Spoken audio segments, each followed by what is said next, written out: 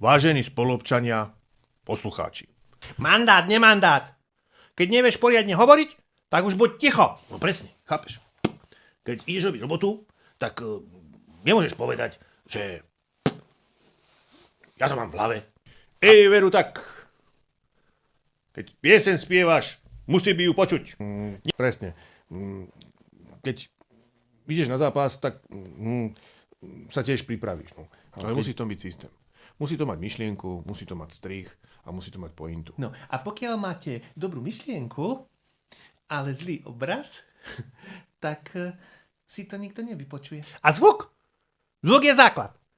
A keď to znie dobre, ľudia počúvajú. Presne tak. Sloboda slova. Toto vidím, ľudí, čo chceli hovoriť. No ale hlavne, chápeš, že aby ti to držalo pokope. No a vtedy to začne fungovať. Nie len raz, stále dookola, no ako tréning. Ale to ide iba jednu jazdu.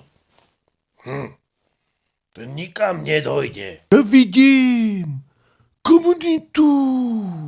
No a potom vplyv sa mení na spolupráce. Keď potrebujete hovoriť, potrebujete priestor.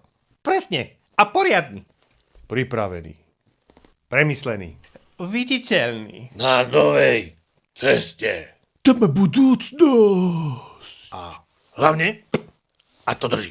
A nech to hrá! A nech to má sledovateľov. Tak toto je dôkaz, že mikrofón znesie všetko.